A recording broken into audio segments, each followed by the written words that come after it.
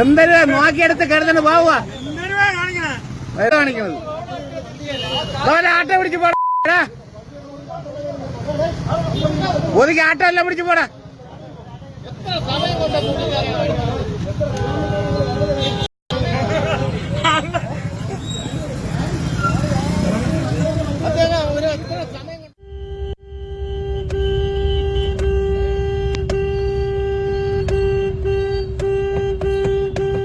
അവനും ഫിറ്റാണെന്ന് തോന്നുന്നു കേട്ടാ.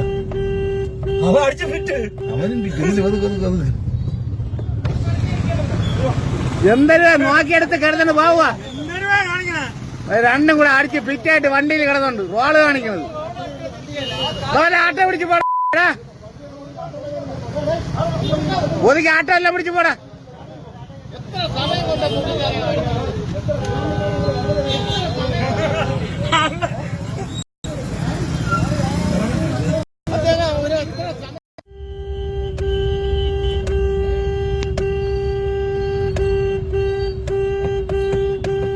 അവനും ഫിറ്റാണെന്ന് തോന്നുന്നു കേട്ടാ.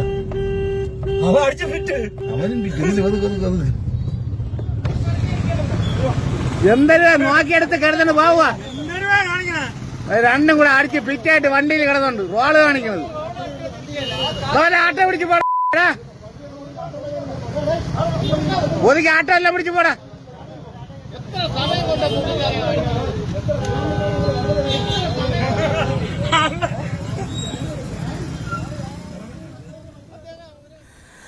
തിരുവനന്തപുരം പടിഞ്ഞാറേക്കോട്ടയിൽ നിന്നുള്ള ഒരു ദൃശ്യമാണ് കണ്ടത്. എന്താ പറയുക, ഈ ഡ്രൈവിംഗ് ടെസ്റ്റിൻ്റെ ഒക്കെ വിവാദമൊക്കെ ഇങ്ങനെ നിൽക്കുന്ന സാഹചര്യത്തിൽ ഇതൊരു രസകരമായിട്ട് ഡ്രൈവിംഗ് ആണ്. ചിരിക്കണോ അതോ ആശങ്കപ്പെടണോ എന്നറിയില്ല. എന്താണെങ്കിലും എൻ്റെ പൊന്നു ചേട്ടന്മാരെ സൂക്ഷിച്ച് വണ്ടി ഓടിക്കുക. ഒരു ഓട്ടോറിക്ഷ വിളിച്ച് പോയ പോലെ ആ ഓടിയിൽ ആ ചേട്ടൻ വീഡിയോ ഷൂട്ട് ചെയ്ത ആ ചേട്ടൻ പറഞ്ഞ പോലെ അത് ഹെൽമെറ്റ് ഇല്ല, കിടന്ന് സ്കൂട്ടറിൽ കിടന്നങ്ങ് പോവുകയാണ്. അപ്പോൾ എന്താണെങ്കിലും മോർണിംഗ് വൈബ്സ് ആരംഭിക്കുകയാണ് ഈ കാഴ്ചയോടുകൂടി. എന്താണെങ്കിലും ആ ചേട്ടന്മാർക്ക് ഒരു താക്കീതെങ്കിലും കിട്ടണമെന്ന് ഞാൻ ആഗ്രഹിക്കുന്നു. കാരണം അത് ശരിയല്ലല്ലോ, അത് അനുകരിക്കാവുന്ന ഒരു മാതൃകയല്ല. അപ്പോൾ മോട്ടോർ വാഹനമൊക്കെ ശ്രദ്ധിക്കും, പോലീസും ശ്രദ്ധിക്കുമെന്ന് കരുതാം. അപ്പോൾ നമ്മൾ നേരെ മോർണിംഗ് വൈബ്സിലേക്ക് കിടക്കുകയാണ്. ഒരുപാട് വാർത്തകൾ. ഇന്ന് ഈ ലോക്സഭാ തെരഞ്ഞെടുപ്പിൻ്റെ 5ാം ഘട്ടത്തിൻ്റെ പരസ്യപ്രചാരണം അവസാനിക്കുകയാണ്. അപ്പോൾ ആ വാർത്തകൾ വിശേഷങ്ങളൊക്കെയായി ഇ ആർ രാകേഷ് പങ്കുചേരും നമ്മോടൊപ്പം. ഒപ്പം നിരവധിയായിട്ടുള്ള വാർത്തകൾ. അത് കനയ്യകുമാറിനെതിരെ ഇന്നലെ ഒരു ആക്രമണം നടന്നിരുന്നു, അതേക്കുറിച്ച് സംസാരിക്കാം. മഴയാണ്, സംസ്ഥാനത്ത് വ്യാപകമായിട്ടുള്ള മഴയ്ക്കുള്ള സാധ്യതയാണ്. ഇനി ഒരുപക്ഷെ ആ വേനലിൻ്റെ ഒക്കെ പൂർണ്ണമായിട്ടുള്ള കാര്യങ്ങൾ മറക്കാം. ഇനി ദിവസങ്ങൾ നീണ്ടു നിൽക്കുന്ന മഴയിലേക്കാണ് നമ്മൾ കടക്കുന്നത്. ഇന്നലെ കോട്ടയത്തൊക്കെ വലിയ തോതിൽ മഴ പെയ്യുന്നതായിട്ട് റിപ്പോർട്ടുണ്ടായിരുന്നു. അപ്പോൾ എല്ലാവരും വിവരങ്ങളൊക്കെ അങ്ങനെ ഉണ്ടെങ്കിൽ പങ്കുവെക്കുക. നമ്മുടെ യൂട്യൂബിലും ഫേസ്ബുക്കിലും ഒക്കെ കമൻറ്റ് ചെയ്യാം. എന്താണ് അവിടുത്തെ സാഹചര്യം, നിങ്ങളുടെ മഴ ഒക്കെ തുടങ്ങിയോ എന്നുള്ളതൊക്കെ ഒന്ന് പറയേ, നമുക്ക് സംസാരിച്ചൊക്കെ പോവാം. അപ്പോൾ മോർണിംഗ് വൈബ്സിൽ നമ്മൾ ആദ്യം ഡൽഹിയിലേക്ക് പോവുകയാണ്. ആ ഡൽഹിയിൽ കനയ്യകുമാറിന് നേരെ ആക്രമണം ഉണ്ടായി. ഇന്നലെ പ്രചാരണത്തിനിടെ പൂമാല ഇടാൻ എന്നുള്ള വ്യാജേന എത്തിയായിരുന്നു ആക്രമണം. സംഭവത്തിൽ കോൺഗ്രസ് പോലീസിൽ പരാതി നൽകി. ആക്രമണത്തിന് പിന്നിൽ മനോജ് തിവാരിയുടെ അനുയായികളാണ് എന്ന് കോൺഗ്രസ് ആരോപിക്കുന്നുണ്ട്.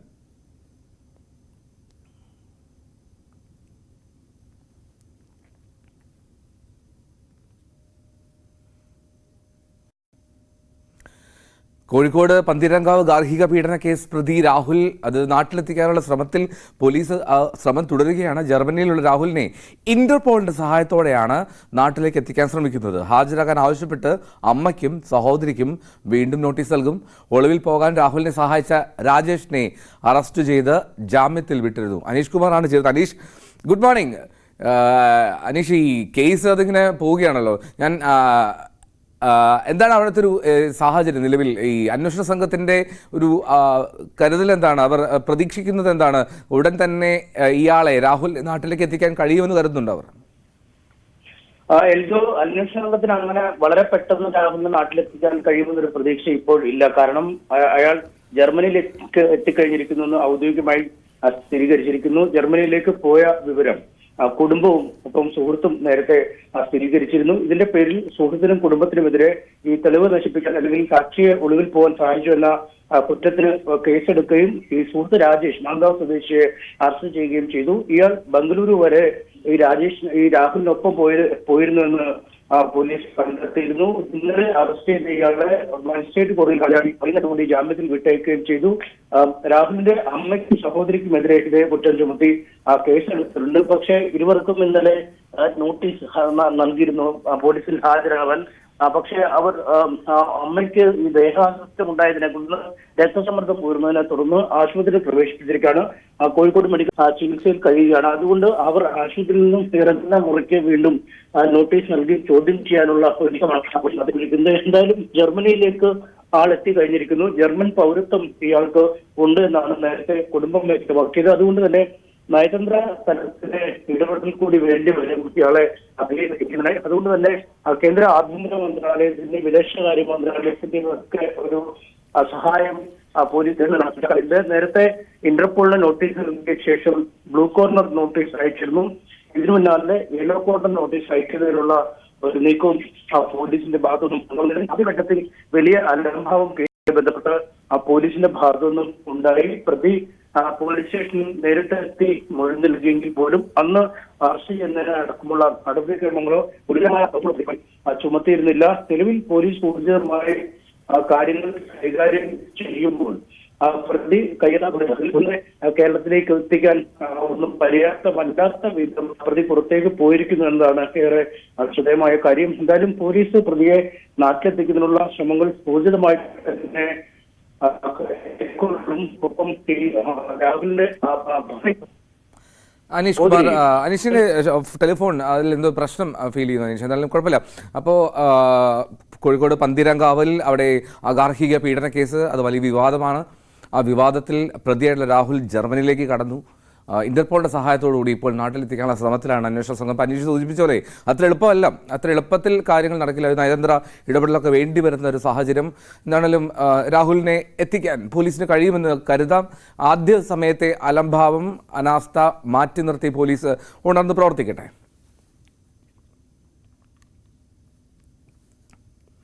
ഇനി കാസർഗോഡ് പടന്നക്കാട് കുട്ടിയെ തട്ടിക്കൊണ്ടുപോയി ലൈംഗിക അതിക്രമം നടത്തിയ കേസിൽ പ്രതിയെന്ന് സംശയിക്കുന്ന ആളുടെ DNA പരിശോധന ഫലം അത് ഇന്ന് ലഭിക്കും. കണ്ണൂർ ഫോറൻസിക് ലാബിൽ നിന്നാണ് റിപ്പോർട്ട് ലഭിക്കേണ്ടത്. പ്രതിയെന്ന് സംശയിക്കുന്നയാൾ നിലവിൽ പോലീസിന്റെ കസ്റ്റഡിയിലുണ്ട്.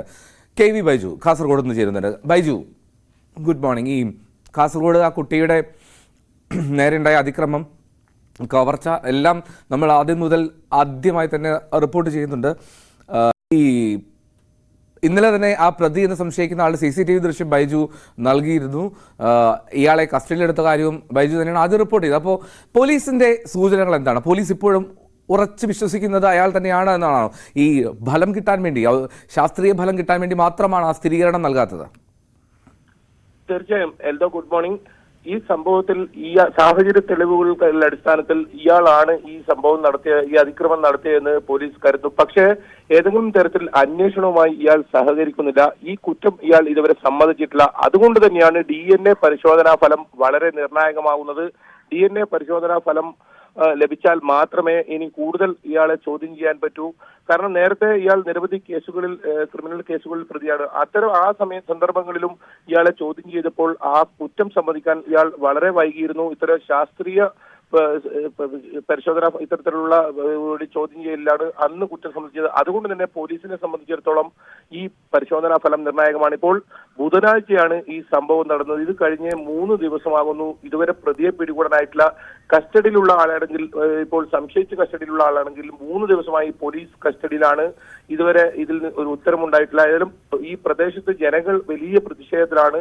ഇത്രയും ഹീനമായൊരു പ്രവർത്തനം നടന്നിട്ടും ഈ പ്രതിയെ അറസ്റ്റ് ചെയ്യാൻ പോലീസിന് സാധിക്കാത്തത്. ഏതായാലും 25ഓളം സംഘങ്ങൾ, പോലീസ് 25ഓളം പേരിലുള്ള ഒരു അന്വേഷണമായി ഇപ്പോൾ നടത്തുന്നത്. അതിൽ 3 DYSPമാരുണ്ട്. DIG എല്ലാ ദിവസവും നേരിട്ട് കാസർഗോഡെത്തി ഇതിന് മേൽനോട്ടം വഹിക്കുന്നുണ്ട്. രാത്രി ഇത്തരത്തിൽ യോഗം ചേരുന്നുണ്ട്. പക്ഷേ ഇപ്പോഴും പ്രതിയുടെ അറസ്റ്റ് രേഖപ്പെടുത്താൻ പോലീസിന് സാധിച്ചിട്ടില്ല. അത് തന്നെയാണ് വലിയ പ്രതിഷേധത്തിനിടയാക്കുന്നത്. ഏതായാലും ഇതിന് പരിശോധനാ ഫലം ഇന്ന് ലഭിക്കും. കണ്ണൂർ ഫോറൻസിക് ലാബിൽ നിന്നാണ് ഈ പരിശോധനാ ഫലം ലഭിക്കേണ്ടത്. ഇന്ന് ലഭിക്കുമെന്നാണ് പോലീസ് പറഞ്ഞത്. അങ്ങനെയാണെങ്കിൽ ഈ കേസിൽ ഇന്ന് നിർണായക അറസ്റ്റ് ഉൾപ്പെടെയുള്ള കാര്യങ്ങൾ ഉണ്ടാകും. ഇനി ഇയാളല്ല പ്രതിയെങ്കിൽ പോലീസിനെ സംബന്ധിച്ചിടത്തോളം അത് വലിയ പ്രതിസന്ധിയിലാക്കും. കാരണം മറ്റ് ഏതെങ്കിലും തരത്തിലുള്ള പ്രതികളെ ഇതിൽ പോലീസ് കണ്ടെത്താനായിട്ടില്ല. ഇയാളാണ് പ്രതിയെന്ന ഒരു നിഗമനത്തിൽ തന്നെയാണ് ഇപ്പോഴും പോലീസ് പോലീസ് ഉള്ളത്. ഏതായാലും ഇപ്പോൾ ലഭിച്ചിരിക്കുന്ന CCTV ദൃശ്യങ്ങളിൽ നിന്നും മുഖം വ്യക്തമല്ല. കാരണം ഇത് പുലർച്ചെ 2:30ക്കാണ് നടന്നത്. ഒരു ഗ്രാമപ്രദേശമാണ്. അത്ര വ്യക്തമായി കാണുന്ന ഒരു CCTV ദൃശ്യം ലഭിച്ചിട്ടില്ല പോലീസിൽ എന്നാണ് മനസ്സിലാക്കാൻ സാധിക്കുന്നത്. ഏതായാലും മരങ്ങളും അതുപോലെ തന്നെ ഗേറ്റും ഒക്കെ കടന്നു പോകുന്ന ഒരു ദൃശ്യമാണ്. അതിൽ ആ ദൃശ്യത്തിൽ ഈ പ്രതി ഇപ്പോൾ കസ്റ്റഡിയിലുള്ള ആൾക്ക് സാമ്യമുണ്ട്. മാത്രമല്ല പെൺകുട്ടി നൽകിയ മൊഴി പ്രകാരം ഇയാളാകാൻ സാധ്യതയുണ്ട്. ഏതായാലും ഇയാൾക്ക് ബംഗളൂരുവിലേക്ക് പെൺകുട്ടിയെ പ്രായപൂർത്തിയാകാത്ത പെൺകുട്ടിയെ തട്ടിക്കൊണ്ടുപോയി ലൈംഗികമായി അതിക്രമിച്ച കേസിലും ഇയാൾ പ്രതിയാണ്. ആ കേസിൽ ഇയാൾ വാറണ്ട് നിലവിലുണ്ട്. ഒപ്പം മറ്റൊരു അടിപിടി കേസിലും ഇയാൾക്ക് വാറണ്ട് ഉണ്ട്. ഇനി ഇയാളല്ല പ്രതിയെങ്കിൽ ആ വാറണ്ട് കേസുകളിൽ ഇയാളെ കോടതിയിൽ ഹാജരാക്കി ജുഡീഷ്യൽ കസ്റ്റഡിയിൽ വിടാനാണ് പോലീസ് ആലോചിക്കുന്നത്. എന്തായാലും പോലീസിനെ സംബന്ധിച്ചിടത്തോളം ഇന്ന് അന്വേഷണ സംഘത്തെ സംബന്ധിച്ചിടത്തോളം വളരെ നിർണായകമാണ്. എൽദോ. ഓക്കെ, KV ബൈജു ആണ് വിവരങ്ങൾ നൽകിയത്. എന്തായാലും പോലീസ് വളരെ സൂക്ഷ്മതയോടുകൂടി ശാസ്ത്രീയമായിട്ടുള്ളൊരു ഫലം വരുന്നത് കാത്തിരിക്കുന്നു. ഒരു ആൾ കസ്റ്റഡിയിലുണ്ട്, അയാൾ പ്രതിയാണ് എന്നാണ് കരുതുന്നതും പ്രതീക്ഷിക്കുന്നതും. ഏറെക്കുറെ അയാൾ ലഹരിക്ക് അടിമയാണ് എന്നുള്ള കാര്യങ്ങളൊക്കെ ഇന്നലെ ബൈജു റിപ്പോർട്ട് ചെയ്യുന്നുണ്ടായിരുന്നു. അപ്പോൾ എന്തായാലും ക്ഷമിക്കണം, അപ്പം ശാസ്ത്രീയ പരിശോധനാ ഫലം വരട്ടെ, അതിനുശേഷം മാത്രം അതിൻ്റെ ഒരു സ്ഥിരീകരണത്തിലേക്ക് എത്താം. എന്നാലും ഇന്ന് അതുണ്ടാകും എന്നാണ് നൽകുന്ന വിവരം കാസർഗോഡ് നിന്ന് KV ബൈജു. പ്രഭാഷ്, രാവിലെ നമ്മൾ ആദ്യം നൽകിയ ദൃശ്യമുണ്ടല്ലോ, സ്കൂട്ടറിൻ്റെ ബാക്കിൽ കിടന്നുണ്ട്. Prabhash good morning. പ്രഭാഷിനെ കണ്ടിട്ട് കുറേ ആയല്ലോ. പ്രഭാഷ് ഈ പറഞ്ഞ പോലെ എല്ലാ ദിവസവും വന്ന് നമസ്കാരം പറഞ്ഞിട്ട് പോകുന്നു. എന്നാലും ഇന്ന് വന്നു. Thank you Prabhash. നമസ്കാരം. ന്യൂസ് 18 രാവിലെ നല്ലൊരു കാഴ്ച. വിമാനത്തിൽ യാത്ര ചെയ്യുന്നത് പോലെയാണ് അവർ പോകുന്നത്. എന്തായാലും അത് അനുകരിക്കേണ്ട ആരും. ആ ദൃശ്യം കാണിച്ചു എന്ന് മാത്രം. അത് ദൃശ്യം കാണിക്കുന്നത് തന്നെ അത് അത്തരത്തിലുള്ള ആവർത്തനം ഉണ്ടാകാതിരിക്കാൻ വേണ്ടിയാണല്ലോ. അപ്പോൾ മറ്റൊരു വാർത്തയിലേക്ക് പോയാൽ, കോഴിക്കോട് മെഡിക്കൽ കോളേജിൽ അവയവം മാറി ശസ്ത്രക്രിയ നടത്തിയ സംഭവത്തിൽ ആരോഗ്യവകുപ്പിന്റെ കൂടുതൽ നടപടിക്ക് സാധ്യത. ശസ്ത്രക്രിയ നടത്തിയ ഡോക്ടർ ബിജോൺ ജോൺസൺ അന്വേഷണ വിധേയമായി സസ്പെൻഷനിലാണ്. വിരലിന് പകരം വായിൽ ശസ്ത്രക്രിയ നടത്തിയത് അറിയിച്ചിരുന്നില്ല എന്ന് കുടുംബം വെളിപ്പെടുത്തിയിരുന്നു. അനീഷ് കുമാറാണ് വീണ്ടും ചേരുന്നത്. അനീഷ്, ഈ കോഴിക്കോട് മെഡിക്കൽ കോളേജിനെതിരെ ഉണ്ടാകുന്ന ആരോപണങ്ങൾ, ആക്ഷേപങ്ങളൊക്കെ അത് നിരവധിയാണ്. വീണ്ടും ഒരു ഞെട്ടിക്കുന്ന കാര്യമായിരുന്നു ഒരു 6ാം വിരൽ നീക്കം ചെയ്യാനെത്തിയ കുഞ്ഞിൻ്റെ നാവിൽ ശസ്ത്രക്രിയ നടത്തി എന്നുള്ളത്. എന്താണ് നിലവിലത്തെ ആ സംഭവത്തിൽ ആരോഗ്യവകുപ്പിൻ്റെയും അല്ലെങ്കിൽ മെഡിക്കൽ കോളേജ് സൂപ്രണ്ടിൻ്റെയും ഒക്കെ നിലപാട്? എൽദോ, നേരത്തെ ഉള്ള കേസുകൾക്ക് അപ്പുറം ഈ കേസ് കുറച്ചുകൂടി ഗൗരവത്തോടുകൂടി ആരോഗ്യവകുപ്പ് കരുതുന്നു എന്നാണ് നമുക്ക് മനസ്സിലാക്കാൻ നടക്കുന്നത്. ആരോഗ്യമന്ത്രി നേരത്തെ തന്നെ ഈ കേസിൽ വിശദമായ ഒരു അന്വേഷണത്തിന് ഉത്തരവിട്ടിരുന്നു. ഒപ്പം ഈ കുടുംബത്തിന്റെ പരാതി ലഭിച്ചതിന്റെ അടിസ്ഥാനത്തിൽ സൂപ്രണ്ട് പ്രിൻസിപ്പലിനെ വിശദമായി അന്വേഷണം നടത്തി റിപ്പോർട്ട് ചെയ്യാൻ നടത്തുകയും ചെയ്തു. ഇതിന്റെ അടിസ്ഥാനത്തിൽ ഈ ആരോപണ വിധേയ എന്ന ആ ഡോക്ടറെ സർവീസിൽ നിന്നും സസ്പെൻഡ് ചെയ്യുകയും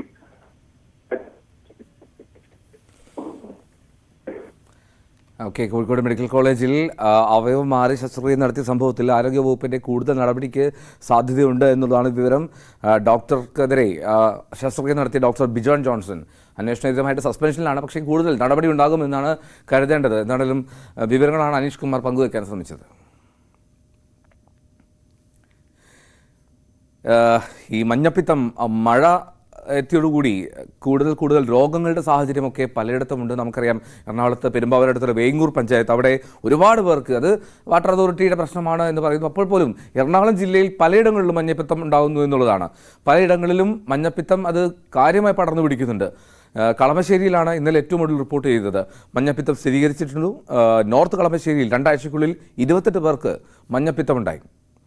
അതാണ് സാഹചര്യം. അപ്പോൾ അങ്ങനെ വളരെ കരുതലോടുകൂടി വേണം നമ്മൾ ഈ ദിവസങ്ങളിൽ നമ്മൾ ഓരോ കാര്യങ്ങളും ചെയ്യാൻ. വളരെ ഭക്ഷണവും വെള്ളവും ഒക്കെ വളരെ സൂക്ഷ്മതയോടുകൂടി കൈകാര്യം ചെയ്യുക. ഈ തുറന്ന ഭക്ഷണം വയ്ക്കാതിരിക്കുക. കുടിക്കുന്ന വെള്ളം അത് തിളപ്പിച്ചാറ്റി തന്നെ കുടിക്കാൻ ശ്രമിക്കുക. ഒരു തരത്തിലും ഈ മഞ്ഞപ്പിത്തത്തിൻ്റെ സാധ്യത ഉണ്ടാകുന്ന ഒരു കാര്യത്തിലേക്കും നമ്മൾ പോകരുത്.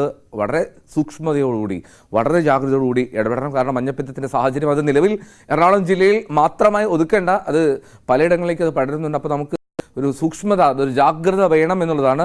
ആരോഗ്യവകുപ്പ് അതിൻ്റെ പ്രതിരോധ പ്രവർത്തനങ്ങൾക്ക് ഊർജിതമാക്കുന്നുണ്ട്. ഡാനി, ഇന്നലെ കളമശ്ശേരിയിലാണല്ലോ ഏറ്റവും ഒടുവിൽ വേങ്ങൂരിന് ശേഷം വീണ്ടും ഈ മഞ്ഞപ്പിത്തം തുടർച്ചയായി ഒരുപാട് പേർക്ക് റിപ്പോർട്ട് ചെയ്തത്. അപ്പോൾ എറണാകുളം ജില്ലയിലെ ഈ ആരോഗ്യ വകുപ്പിൻ്റെ പ്രതിരോധ പ്രവർത്തനങ്ങൾ എന്തൊക്കെയാണ്?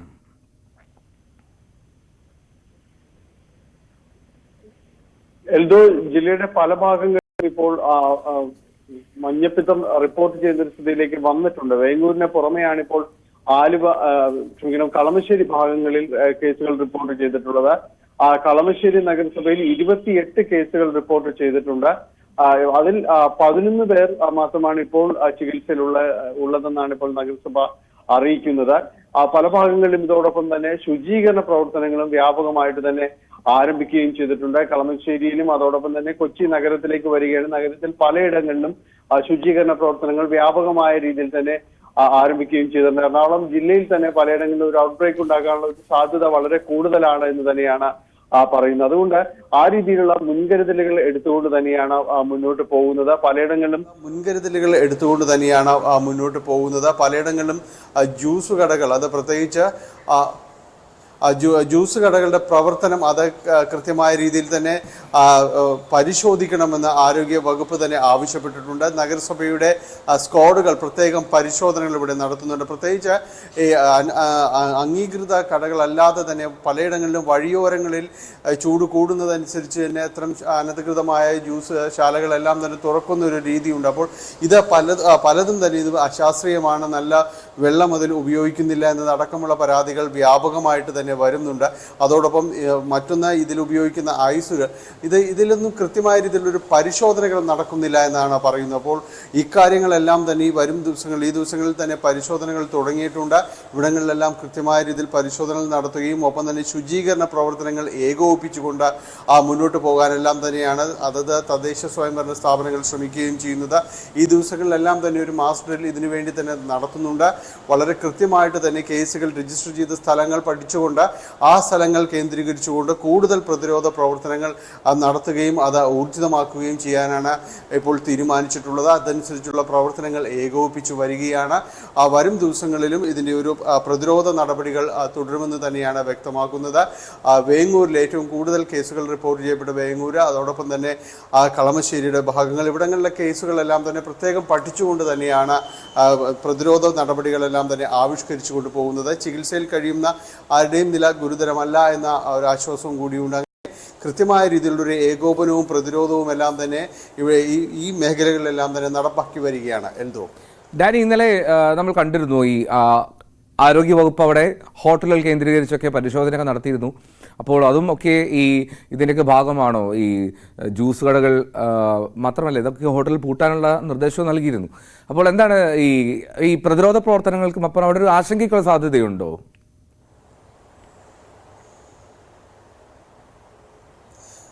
എൽദോ, ഇത് പലയിടങ്ങളിലും തന്നെ നമുക്കറിയാം. ഈ വേങ്ങൂർ പോലുള്ള സ്ഥലങ്ങളിൽ സംഭവിച്ചത് കൂടുതലായും തന്നെ ഇത് കുടിവെള്ളം തന്നെയാണ്. അത് ജല അതോറിറ്റിയിൽ നിന്ന് തന്നെ കാശ് കൊടുത്ത് വാങ്ങിയ കുടിവെള്ളം തന്നെ പണി കൊടുത്ത് കെട്ടി തന്നു എന്ന രീതിയിൽ തന്നെയാണ് ആ നാട്ടുകാർ ആക്ഷേപിക്കുന്നതും ആരോപിക്കുന്നതുമല്ല. അത് ഏറെക്കുറെ സ്ഥിരീകരിച്ചിട്ടുമുണ്ട്.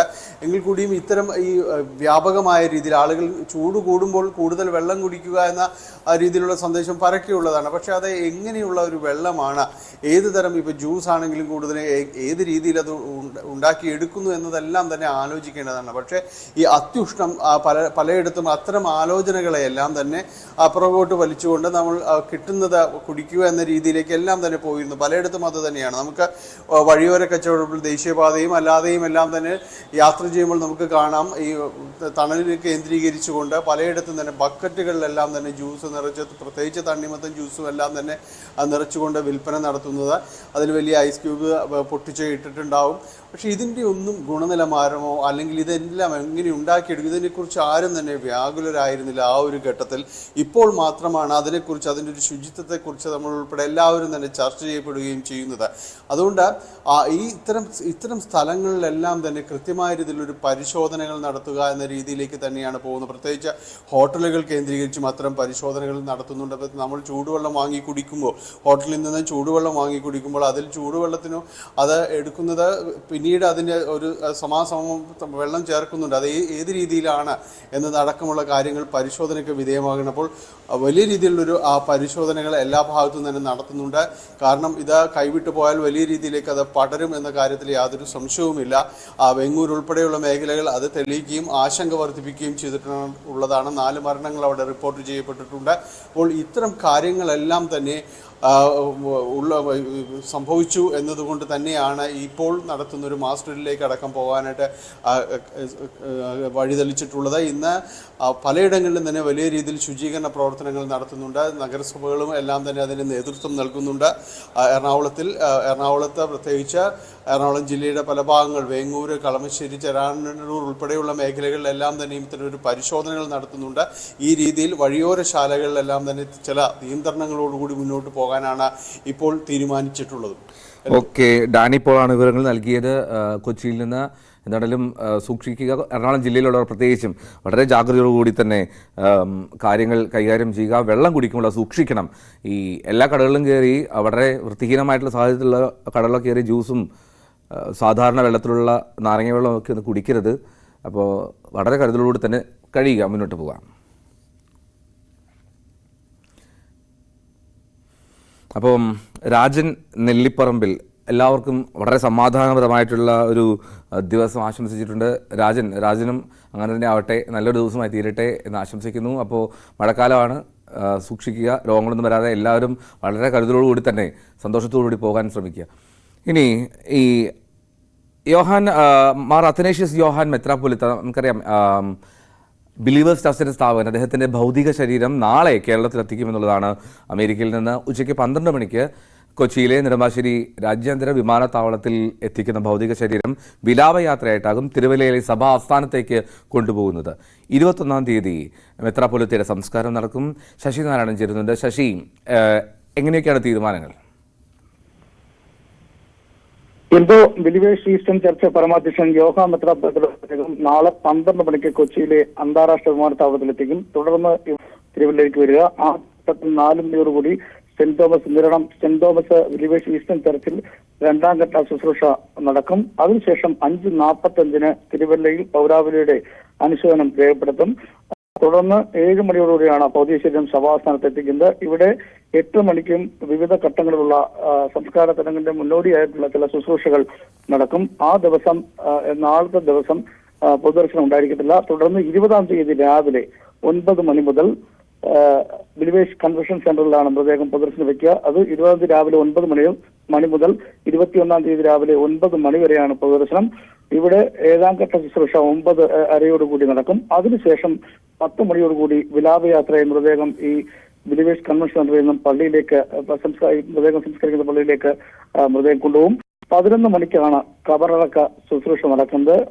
അതിനുശേഷം 12 മണിയോടെ സംസ്കാര ചടങ്ങുകൾ ഏകദേശം പൂർത്തിയാകുന്ന തരത്തിലാണ് സഭയുടെ വക്താവ് ഇദ്ദേഹത്തിന്റെ സംസ്കാര ചടങ്ങുമായി ബന്ധപ്പെട്ട് നമുക്ക് അറിയിച്ചിട്ടുണ്ട്. എന്തായാലും നാളെ 12 മണിയോടുകൂടി തന്നെ അമേരിക്കയിലെ വാഹനാപകടത്തിൽ മരിച്ച ബിലീവേഴ്സ് ഈസ്റ്റേൺ ചർച്ചിലെ പ്രഥമ അധ്യക്ഷന്റെ ഭൗതിക ശരീരം കൊച്ചിയിൽ എത്തിക്കുമെന്നാണ് സഭാ നേതൃത്വം വ്യക്തമാക്കിയിട്ടുള്ളത്.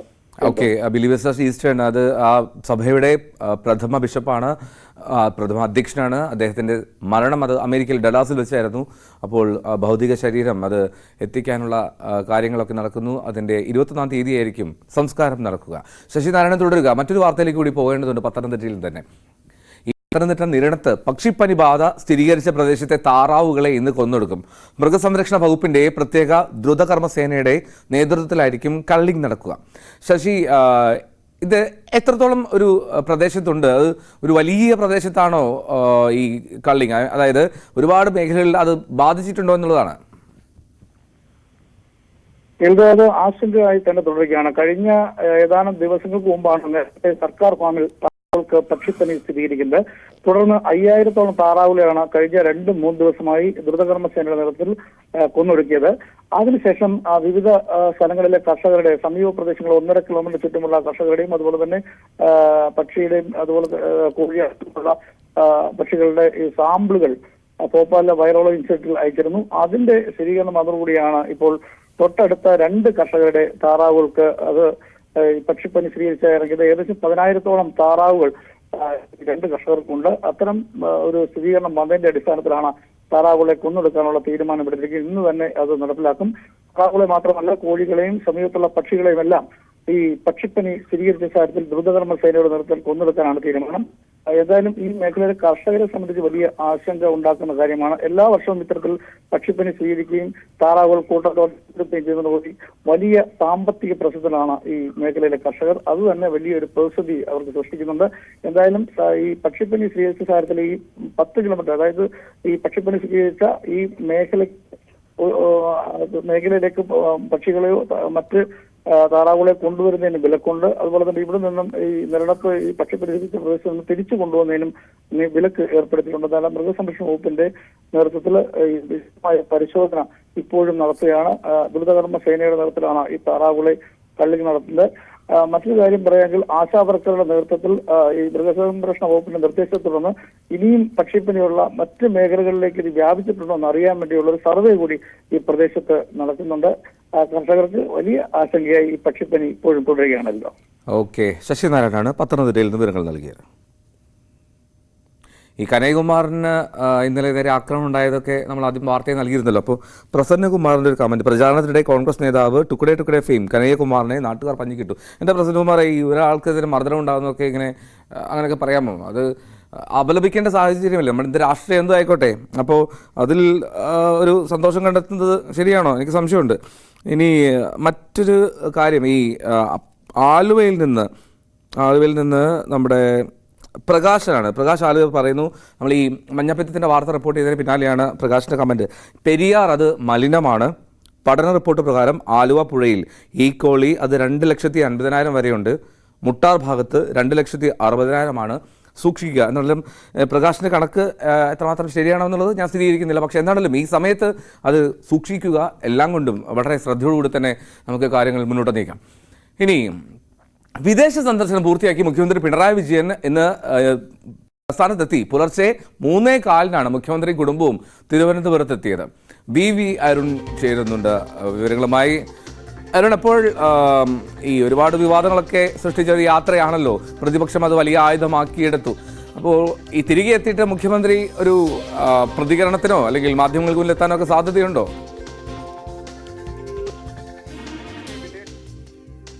പോയതുപോലെ തന്നെ മടക്കവും തികച്ചും രഹസ്യാത്മകം തന്നെയാണ്. മുഖ്യമന്ത്രി 22-ന് തിരിച്ചെത്തുമെന്നായിരുന്നു ആദ്യം അറിയിച്ചത്. പിന്നീട് കഴിഞ്ഞ മന്ത്രിസഭാ യോഗത്തിൽ 20-ന് തിരിച്ചെത്തും, സന്ദർശനം വെട്ടിത്തിരിക്കി 20-ന് തിരിച്ചെത്തുമെന്ന് മന്ത്രിമാരെ ഉൾപ്പെടെ മുഖ്യമന്ത്രി മന്ത്രിസഭാ യോഗത്തിൽ അറിയിച്ചതാണ്. പക്ഷേ ഇന്ന് പുലർച്ചെ 3:15 മുഖ്യമന്ത്രി കുടുംബവും തിരുവനന്തപുരം വിമാനത്താവളത്തിൽ മടങ്ങിയെത്തി.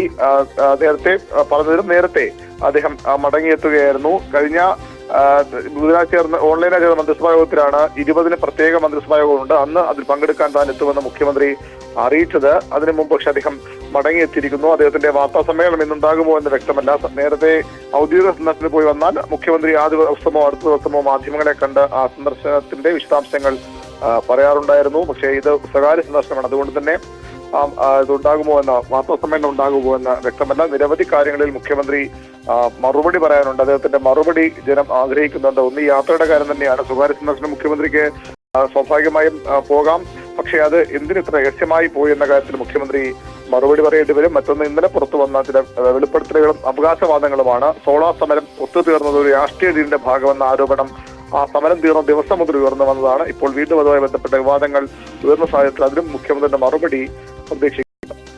ഉറപ്പായും നാട്ടുകാർ, ജനങ്ങൾ ആഗ്രഹിക്കുന്നു മുഖ്യമന്ത്രിയുടെ ഭാഗത്തു നിന്നും അതിന്റെ പ്രതികരണങ്ങളെല്ലാം മുഖ്യമന്ത്രി പ്രതികരിക്കുമെന്ന് കരുതാം, പ്രതീക്ഷിക്കാം. എന്താണെങ്കിലും ഇന്ന് രാവിലെ 3:15 മുഖ്യമന്ത്രി പിണറായി വിജയൻ വിദേശയാത്ര കഴിഞ്ഞ് നാട്ടിൽ മടങ്ങിയെത്തിയത്. കുടുംബസമേതമായിരുന്നു ഈ യാത്ര. കാടിറങ്ങുന്ന വന്യമൃഗങ്ങളുടെ സഞ്ചാരപാത തിരിച്ചറിയാൻ വേണ്ടി AI ക്യാമറകൾ സ്ഥാപിക്കുന്നു. നിരീക്ഷണ സംവിധാനത്തിന്റെ ആദ്യഘട്ട പരീക്ഷണം പാലക്കാട് പന്നിമട വനമേഖലയിലായിരുന്നു. രാത്രിയും പകലും ചിത്രം പകർത്താൻ കഴിയുന്ന തെർമൽ ക്യാമറയാണ് ഇതിനായി സ്ഥാപിക്കുന്നത്. കാടിറങ്ങുന്ന വന്യജീവികളുടെ സഞ്ചാരപഥങ്ങൾ നിരീക്ഷിക്കുന്നതിന് വേണ്ടിയാണ് വനം വകുപ്പ് AI ക്യാമറകൾ സ്ഥാപിക്കാൻ ഒരുങ്ങുന്നത്. ഇതിന്റെ ആദ്യഘട്ട ാണിപ്പോൾ പാലക്കാട് പന്നിമട വനമേഖലയിൽ ആരംഭിച്ചിട്ടുള്ളത്. പന്നിമട വനമേഖലയിൽ ഇത് സ്ഥാപിക്കുകയും ഒപ്പം തന്നെ ായിരുന്ന കുങ്കിയ ആനയായ അഗസ്തിനെ പരീക്ഷണാടിസ്ഥാനത്തിൽ ഇതുവഴി കൊണ്ടുപോവുകയും ചെയ്തു. അതിൻ്റെ ദൃശ്യങ്ങൾ കൃത്യമായി തന്നെ ലഭിച്ചു എന്നാണ് വനം വകുപ്പ് പറയുന്നത്. ആദ്യഘട്ടം തന്നെ ഇതിൻ്റെ പരീക്ഷണം വിജയമാണ് എന്നുള്ളൊരു വിലയിരുത്തലിൽ തന്നെയാണ് വനം വകുപ്പ് തെർമൽ ക്യാമറകൾ സ്ഥാപിക്കാനാണ് ഒരുങ്ങുന്നത്. സംസ്ഥാന വ്യാപകമായി വനമേഖലയോട് ചേർന്ന പ്രദേശങ്ങൾ വനമേഖലയിലാണ് ഇത് സ്ഥാപിക്കുക. ആനകളും അതുപോലെ തന്നെ നമുക്കറിയാം വന്യജീവിയിൽ ആനയും പന്നി ഉൾപ്പെടെയുള്ള ജീവികളെയാണ് വ്യാപകമായി കാടിറങ്ങുന്നത്. ഇത് ഗ്രാമീണ മേഖലയിൽ വലിയ രീതിയിലുള്ള ദുരിതം വിതയ്ക്കുന്ന ഒരു അവസ്ഥ കൂടിയുണ്ട്. ഇത് സ്ഥാപിച്ചു കഴിഞ്ഞാൽ വന്യജീവികൾ കാടിറങ്ങുന്നത് കൃത്യമായി തന്നെ വനം വകുപ്പിന് നിരീക്ഷിക്കാൻ കഴിയും. അങ്ങനെ വരുമ്പോൾ കാടിറങ്ങുന്ന വന്യജീവികളെ കൃത്യമായി തന്നെ അതിർത്തിയിലോ മറ്റോ ഈ വന്യജീവികൾ എത്തുമ്പോഴത്തേക്ക് തന്നെ വനം വകുപ്പിന് ഇതിനെ പ്രതിരോധിച്ച് ഇതിനെ തുരത്തി ഓടിക്കാൻ കഴിയുന്ന രീതിയിലാണ് ഇത് അവലംബിച്ചിട്ടുള്ളത്. എന്തായാലും കേന്ദ്ര വനം പരിസ്ഥിതി മന്ത്രാലയത്തിൻ്റെ ഉൾപ്പെടെയുള്ള നിയന്ത്രണത്തിലാണ് സ്വാഭാവികമായും വനങ്ങളും വന്യജീവികളും എല്ലാം തന്നെ. എന്നാൽ ഈ വന്യജീവികളെ പ്രതിരോധിക്കുന്നത് ഉൾപ്പെടാൽ ഒരു പരിധി വരെ വനമേഖലയിൽ നിന്ന്, അതായത് ഗ്രാമീണ മേഖലയിൽ വനാതിർത്തി ഗ്രാമങ്ങളിലേക്ക് ഇറങ്ങുന്ന വന്യജീവികളെ പ്രതിരോധിക്കാൻ കഴിയും എന്നുള്ളൊരു വിലയിരുത്തൽ വനം വകുപ്പിന് എന്തായാലും ഉണ്ട്. സ്വാഭാവികമായും വനമേഖലയിലുള്ള ഒരു അവസ്ഥയും പഠിക്കാൻ കഴിയും. അതേപോലെ തീറ്റയും വെള്ളവും ആവശ്യത്തിന് വനമേഖലയിൽ ഉണ്ടോ എന്നത് ഉൾപ്പെടെയുള്ള കാര്യങ്ങളും AI ക്യാമറയിലൂടെ നിരീക്ഷിക്കാൻ കഴിയും. എന്തായാലും ഈ ആനകളുടെ പ്രത്യേകിച്ച് ആനകളും അതുപോലെ തന്നെ കടുവയും കരടിയും ഉൾപ്പെടെയുള്ള ജീവികളെ, പന്നിയും ഉൾപ്പെടെയുള്ള ജീവികളുടെ ഒരു സഞ്ചാരപഥങ്ങൾ കണ്ടെത്താൻ കഴിഞ്ഞാൽ തന്നെ അതിന് മറ്റേതെങ്കിലും രീതിയിൽ അസുഖങ്ങൾ സംഭവിച്ചിട്ടുണ്ടോ, മറ്റേതെങ്കിലും രീതിയിൽ വനത്തിൽ ഇവ ചത്തൊടുങ്ങുന്നുണ്ടോ എന്നത് ഉൾപ്പെടെയുള്ള കാര്യങ്ങൾ കൃത്യമായി ഇത് വനം വകുപ്പിന് നിരീക്ഷിക്കാൻ കഴിയും. എന്തായാലും ഈ തെർമൽ ക്യാമറകൾ സംസ്ഥാന വ്യാപകമായി തന്നെ നടപ്പാക്കും. ഇതിൻ്റെ ഒരു ആദ്യഘട്ടം പാലക്കാട് വിജയിച്ച സാഹചര്യത്തിൽ ഇത് സാർവത്രികമാക്കുക, പരമാവധി വനമേഖലയിലേക്ക്. ആദ്യഘട്ടത്തിൽ ഏറ്റവും കൂടുതൽ വന്യജീവി ശല്യം നിൽക്കുന്ന പാലക്കാട്, അതുപോലെ തന്നെ വയനാട്, ഇടുക്കി ജില്ലകളിലായിരിക്കും ഇത് കൂടുതൽ ഈ പദ്ധതി നടപ്പാക്കുക. എന്തായാലും ഇത് ഗ്രാമീണവാസികളെ സംബന്ധിച്ചിടത്തോളം ഈ വന്യജീവികളെ കൃത്യമായി വനം വകുപ്പിന് നിരീക്ഷിക്കാൻ കഴിഞ്ഞാൽ കാടിറങ്ങി വരുന്ന വന്യജീവികളെ പ്രതിരോധിക്കാൻ വനം വകുപ്പിനും ജനങ്ങളും സംഘടിച്ചുകൊണ്ടുള്ള ഫോഴ്സുകൾ ഉൾപ്പെടെ രൂപീകരിക്കാൻ കഴിയും എന്നുള്ളൊരു വിലയിരുത്തൽ കൂടി വനം വകുപ്പിനുണ്ട്. ഓക്കെ, വിനേഷ് കുമാറാണ് വിവരങ്ങൾ പങ്കുവച്ചത് പാലക്കാട് നിന്ന്. ഇനി നമ്മളൊരു ഇടവേളയിലേക്ക് പോകുന്നു. ഇടവേളയിലേക്ക് പോയിട്ട് തിരികെ എത്താം. നമുക്ക് കൂടുതൽ വാർത്തകളിലേക്ക് ഒക്കെ പോകേണ്ടതുണ്ട്. ലോക്സഭാ തെരഞ്ഞെടുപ്പിൻ്റെ 5ാം ഘട്ടത്തിൻ്റെ പരസ്യപ്രചാരണം അത് ഇന്ന് അവസാനിക്കുകയാണ്. വളരെ വാശിയേറിയൊരു ഘട്ടത്തിലേക്കാണ് പോകുന്നത്. അപ്പോൾ അതിൻ്റെ വിശദാംശങ്ങളായി ER രാകേഷ് ചേരും. ഓക്കെ, നമുക്ക് ഇടവേളയ്ക്ക് മുമ്പ് തന്നെ ആ വാർത്ത എടുത്ത് തന്നെ പോവാം. ലോക്സഭാ തെരഞ്ഞെടുപ്പിന്റെ 5ാം ഘട്ട പരസ്യപ്രചാരണം അത് ഇന്ന് അവസാനിക്കുകയാണ്. പ്രധാനമന്ത്രി നരേന്ദ്രമോദിയും രാഹുൽ ഗാന്ധിയും ഇന്ന് ഡൽഹിയിലാണ് പ്രചാരണം നടത്തുന്നത്. റായ്ബറേലിയിൽ പ്രിയങ്ക ഗാന്ധി പ്രചാരണം നയിക്കുമ്പോൾ അമേഠിയിൽ അമിത്ഷായുടെ റാലി നിശ്ചയിച്ചിട്ടുണ്ട്. അങ്ങനെ പ്രമുഖരായിട്ടുള്ള ഏറ്റവും സ്റ്റാർ ക്യാമ്പയിനേഴ്സ് എല്ലാവരും രണ്ട് മുന്നണികൾക്ക് വേണ്ടി, NDAയ്ക്കും ഇന്ത്യ മുന്നണിക്ക് വേണ്ടിയും ഒക്കെ അവിടെ സജീവമാണ് എന്നുള്ളതാണ് പ്രധാനപ്പെട്ട കാര്യം. നമുക്ക് വിവരങ്ങൾ പങ്കുവെക്കാൻ ചേരുന്നത് നാഷണൽ ഡെസ്കിൽ നിന്ന് ER രാകേഷാണ്. രാകേഷ്, ഈ അങ്ങനെ 5ാം ഘട്ടത്തിലേക്ക് എത്തുന്നു. എന്തൊക്കെയാണ് ഒരു സാഹചര്യം? ഈ പ്രതീക്ഷകളിൽ ഒപ്പത്തിനൊപ്പമാണോ രണ്ട് മുന്നണികളും? എന്തോ വലിയ പ്രതീക്ഷ തന്നെയാണ് ഇന്ത്യ മുന്നണിയും ഒപ്പം തന്നെ NDAയും പങ്കുവെക്കുന്നത്. കാരണം 5ാം ഘട്ടത്തിലേക്ക് വോട്ടെടുപ്പ് കടക്കുമ്പോൾ ഏതാണ്ട് അവസാന ഘട്ടങ്ങളിലേക്ക് തെരഞ്ഞെടുപ്പ് അവസാന ഘട്ടങ്ങളിലേക്ക് കടക്കുന്നു എന്ന് തന്നെ പറയാം. കാരണം 164 മണ്ഡലങ്ങളിലാണ് ഇനി വോട്ടെടുപ്പ് നടക്കേണ്ടത്. ഇതിൽ 5ാം ഘട്ടത്തിൽ 6 സംസ്ഥാനങ്ങൾ, 2 കേന്ദ്രഭരണ പ്രദേശങ്ങൾ, അങ്ങനെ 49 മണ്ഡലങ്ങൾ. UPയിലെ 14 മണ്ഡലങ്ങൾ മറ്റന്നാൾ വിധിയെഴുതുകയാണ്. ഒപ്പം മഹാരാഷ്ട്രയിലെ 13 മണ്ഡലങ്ങളും വിധിയെഴുതുന്നു. ബീഹാറിലെ 4 മണ്ഡലങ്ങളാണ് 5ാം ഘട്ടത്തിൽ വിധിയെഴുതുന്നത്. അപ്പോൾ ഈ മുന്നണികളെ സംബന്ധിച്ച് ഏറെ നിർണായകമാണ് ഈ തെരഞ്ഞെടുപ്പ്.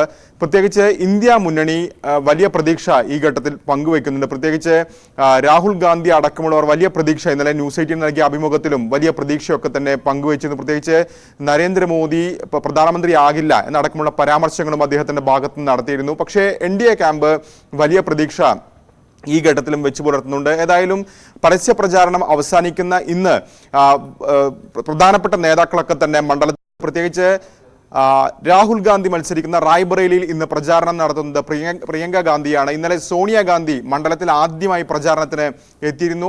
വൈകാരികമായ പ്രസംഗമായിരുന്നു സോണിയാഗാന്ധി നടത്തിയത്. പ്രത്യേകിച്ച് തന്നെ സ്വീകരിച്ചതുപോലെ രാഹുലിനെയും ഏറ്റെടുക്കുക എന്നായിരുന്നു സോണിയാഗാന്ധിയുടെ പ്രസംഗം. അപ്പോൾ ഇന്ന് അവസാന ദിനത്തിൽ പ്രിയങ്ക ഗാന്ധിയാണ് രാഹുലിനായി വോട്ട് ചോദിച്ച മണ്ഡലത്തിലുള്ളത്. കഴിഞ്ഞ തവണ രാഹുൽ ഗാന്ധിയെ പരാജയപ്പെടുത്തി BJP വിജയിച്ച മണ്ഡലമാണ് അമേഠി.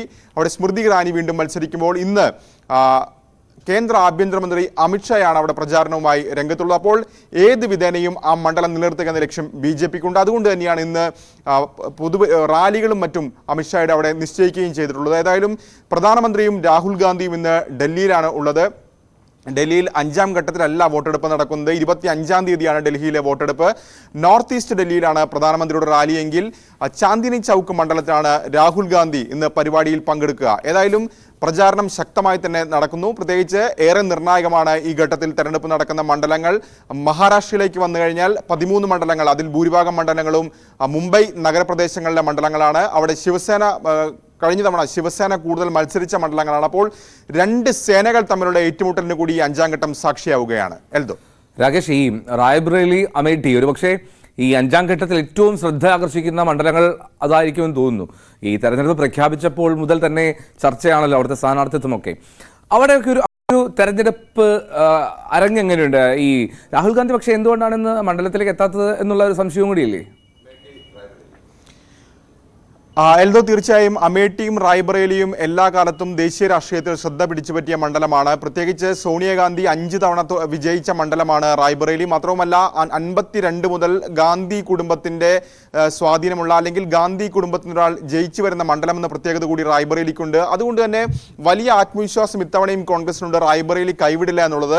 സമീപകാലത്തെ തെരഞ്ഞെടുപ്പ് ചരിത്രം എടുത്തു നോക്കുകയാണെങ്കിൽ റായ്ബറേലിയിൽ സോണിയാഗാന്ധിയുടെ വോട്ട് ഭൂരിപക്ഷം കുറഞ്ഞു വരുന്നതായി നമുക്ക് കാണാം. കഴിഞ്ഞ തവണയൊക്കെ 1 ലക്ഷത്തോട് താഴ്ന്നിരുന്നു സോണിയാഗാന്ധിയുടെ ഭൂരിപക്ഷം. പക്ഷെ അപ്പോൾ പോലും വലിയ പ്രതീക്ഷ അവിടെ കോൺഗ്രസ് വെച്ചു പുലർത്തുന്നുണ്ട്. അതുകൊണ്ട് തന്നെയാണ് രാഹുൽ ഗാന്ധി ഇന്ന് മണ്ഡലത്തിൽ കേന്ദ്രീകരിക്കാതിരിക്കുന്നു. പ്രിയങ്ക ഗാന്ധി അവിടെ പ്രചാരണം നടത്തുകയും ചെയ്യുന്നത്. പക്ഷേ അമേഠിയിൽ ഏതായാലും കഴിഞ്ഞ തവണ ഏതാണ്ട് 55,000-ലധികം വോട്ടുകൾക്കാണ് സ്മൃതി ഇറാനി ജയിച്ചത്. അപ്പോൾ ആ മണ്ഡലം നിലനിർത്തേണ്ടത് BJPയെ സംബന്ധിച്ചിടത്തോളം അനിവാര്യമാണ്. അവിടെ ശക്തമായ മത്സരം കോൺഗ്രസ് കാഴ്ചവെക്കുകയും ചെയ്യുന്നുണ്ട്. കാരണം പരമ്പരാഗതമായി കോൺഗ്രസ് സ്വാധീനമുള്ള മണ്ഡലമാണ്. ഏത് അനുകൂലമല്ലാത്ത തരംഗത്തിൽ പോലും കോൺഗ്രസിനൊപ്പം നിലനിന്ന പാരമ്പര്യം ആ മണ്ഡലങ്ങൾക്കുണ്ട്. അതുകൊണ്ട് തന്നെ മണ്ഡലം നിലനിർത്തുക എന്ന ലക്ഷ്യത്തോടു കൂടി തന്നെയാണ് ഇപ്പോൾ ഏതായാലും അമിത്ഷാ ഇന്ന് പ്രചാരണം അവിടെ നടത്തുകയും ചെയ്യുന്നത്. ഏതായാലും വലിയ പ്രതീക്ഷ 2 ക്യാമ്പുകളും വെച്ചു പുലർത്തുന്നുണ്ട്. കാരണം 2014-ലും 2019-ലും BJPയെ വലിയ ഭൂരിപക്ഷത്തിലേക്ക് നയിക്കുന്നതിൽ പ്രധാന പങ്ക് വഹിച്ചത് UPയിലെ വിജയമായിരുന്നു. പക്ഷേ കോൺഗ്രസ് ഇത്തവണ പ്രതീക്ഷ വയ്ക്കുന്നത് SP-യുടെ സഖ്യത്തിന്റെ പിന്തുണയാണ്. കാരണം SP കോൺഗ്രസ് സഖ്യത്തിന് അനുകൂലമായ തരംഗം UP എന്തായാലും വരും ബുള്ളറ്റിനുകളിലും ഈ 5ാം ഘട്ട പരസ്യ പ്രചാരണത്തിന്റെ അവസാന ദിനത്തിലെ വിവരങ്ങൾ പങ്കുവയ്ക്കും പ്രേക്ഷകർക്ക് മുന്നിലേക്ക്. ഇനി രാഹുൽ ഗാന്ധി ഇന്നലെ ന്യൂസ് 18നോട് സംസാരിച്ചിരുന്നു. ന്യൂസ് 18 നൽകിയ ഒരു എക്സ്ക്ലൂസീവ് അഭിമുഖത്തിൽ പ്രധാനമന്ത്രി സ്ഥാനത്തേക്ക് നരേന്ദ്രമോദി ഇനി എത്തില്ല എന്നുള്ള ഒരു പ്രഖ്യാപനമാണ് രാഹുൽ ഗാന്ധി നടത്തുന്നത്. കാരണം NDAക്ക് 200 സീറ്റിൽ കൂടുതൽ ഇത്തവണ കിട്ടില്ല എന്ന് രാഹുൽ ഗാന്ധി കണക്കുകൂട്ടുന്നു. ഇന്ത്യ മുന്നണിക്ക് പല പ്രധാനമന്ത്രിമാരുണ്ടായില്ലെന്നും പ്രധാനമന്ത്രിയെ ഇന്ത്യ മുന്നണി യോജിച്ച് തീരുമാനിക്കുമെന്ന് ന്യൂസ് 18നോട് രാഹുൽ ഗാന്ധി പറഞ്ഞു. कांग्रेस के नेता राहुल गांधी पहली बार टीवी कैमरे पर सामने आने वाले हैं अब से थोड़ी देर बाद। राहुल गांधी अमेठी में है जहां से चुनाव नहीं लड़ने का उन्होंने फैसला किया, रायबरेली शिफ्ट किए। राहुल गांधी क्यों रायबरेली गए, राहुल गांधी की क्या योजना है, राहुल गांधी प्रधानमंत्री के बारे में क्या सोचते हैं, इन सब सवालों का जवाब राहुल गांधी थोड़ी देर में देने वाले हैं। आ रहे हैं राहुल गांधी, जुड़ेंगे हमारे साथ। बस थोड़ी सी देर में राहुल गांधी ने न्यूज़ 18 इंडिया से बात करने का कमिटमेंट किया, और जब कमिटमेंट वो करते हैं तो पूरा करते हैं। वो मैं राहुल गांधी को देख पा रहा हूँ, आ रहे हैं वहाँ पर, और हेलीकॉप्टर में जाने से पहले राहुल गांधी जी हैं मेरे साथ। कांग्रेस नेता राहुल गांधी हमारे साथ हैं। राहुल गांधी जी, अमित शाह 4 राउंड के बाद ही करें, 272 का प्रधानमंत्री करें, 400 में कोई दिक्कत नहीं है। आप इतना घूम रहे हैं, आपको क्या लग रहा है, संख्या क्या है? सबसे पहले 2 चीज़ें हैं। एक, मुझे नहीं लग रहा है कि उनको 180-200 से ज़्यादा मिलेगी। नरेंद्र मोदी जी प्रधानमंत्री नहीं होंगे, ये तो आप लिख के ले लीजिए मुझसे। मगर मेन जो मुद्दा है चुनाव का, ये जो इन्होंने कॉन्स्टिट्यूशन पर अटैक किया, जो इनके नेता कह रहे हैं, ओपनली कह रहे हैं कि हम कॉन्स्टिट्यूशन को बदल देंगे, फेंक देंगे, रिजर्वेशन पे जो अटैक किया, बेरोजगारी, जो करोड़ों युवाओं को इन्होंने बेरोजगार किया, बहुत अच्छा चुनाव होगा हमारा, इंडिया की सरकार बनेगी। राहुल जी, एक सवाल बड़ा, आप कितने सालों से मैं पूछ रहा हूँ आपसे, आप एक मैनिफेस्टो लाए, इस चुनाव में सबसे ज्यादा चर्चा उसी मैनिफेस्टो की हो रही है, लेकिन मैनिफेस्टो इंप्लीमेंट कौन करता है? वो करता है जो प्रधानमंत्री होता है। तो आपने जब मैनिफेस्टो बनाया है तो इंप्लीमेंट तो आप ही करेंगे ना? देखिए मैनिफेस्टो बड़ी इंटरेस्टिंग बात है। मैनिफेस्टो में 2-3 बड़ी इश्यूज थी, ठीक है, महालक्ष्मी, पहली नौकरी पक्की, किसानों का कर्जा, और वो बड़ी इंटरेस्टिंग बात मैं आपको बताऊं, वो एक्चुअली भारत जोड़ो यात्रा में से आई है। वो मेरी सोच नहीं है।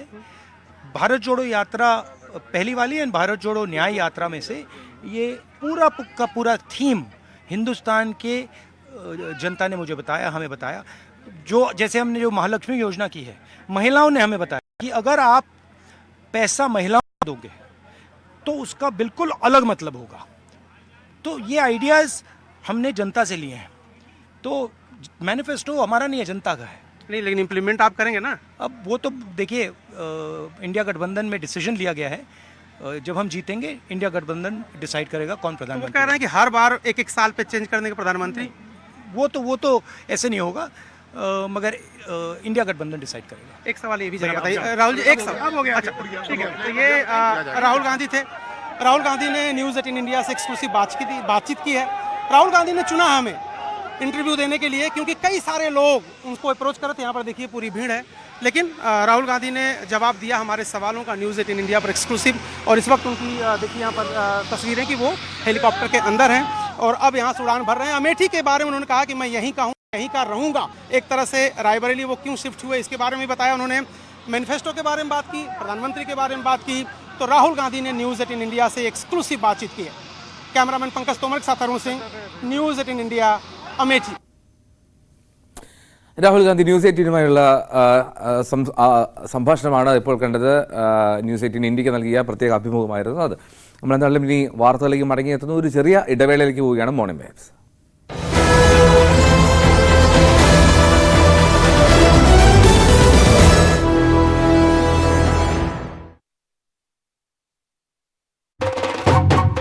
എനിക്ക് തൊട്ട് പിറകിൽ കാണുന്ന ഹോസ്ദുർഗ് പോലീസ് സ്റ്റേഷനിലാണ് ഇപ്പോൾ പ്രതിയുള്ളത്.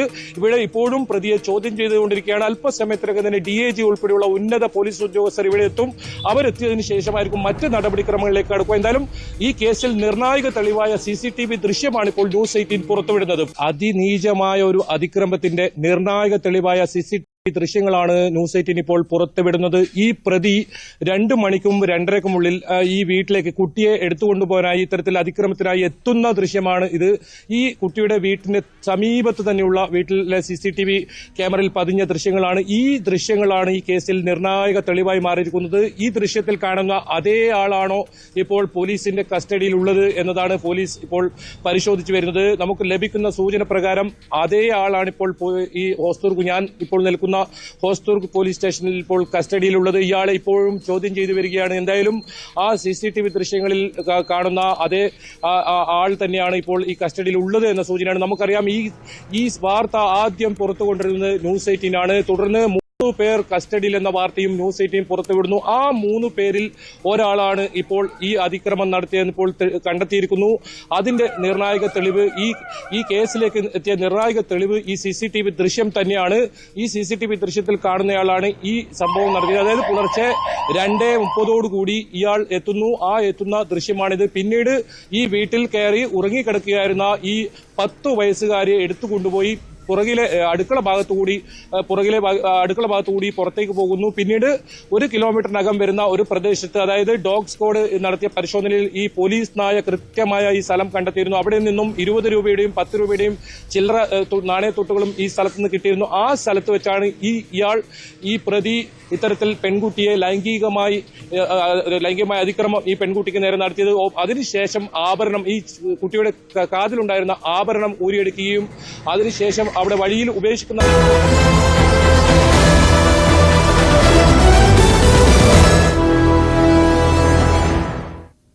മോർണിംഗ് തുടരുകയാണ്. ഗുണ്ടകളെ അമർച്ച ചെയ്യുന്നതിൽ സിറ്റി പോലീസ് കമ്മീഷണർമാർക്ക് വീഴ്ച പറ്റിയെന്ന് പോലീസ് മേധാവി. സിറ്റി പോലീസ് കമ്മീഷണർമാരുടെ യോഗത്തിലാണ് DGP വിമർശനം ഉന്നയിച്ചത്. തിരുവനന്തപുരം, കൊച്ചി, കോഴിക്കോട് കമ്മീഷണർമാർക്കും കോഴിക്കോട് റൂറൽ SPക്കുമാണ് DGPയുടെ വിമർശനം. VV വിനോദാണ് ചെയ്യുക. വിനോദ്, ഈ ഗുണ്ടകളെ അമർച്ച ചെയ്യാൻ കഴിയുന്നില്ല എന്നുള്ള വലിയ വിമർശനം ആഭ്യന്തര വകുപ്പും പോലീസും നേരിടുന്ന സാഹചര്യത്തിൽ ഈ കമ്മീഷണർമാർക്ക് മേൽ ഇത്രമാത്രം വിമർശനം ഉയരാനുള്ള സാഹചര്യം എന്താണ്?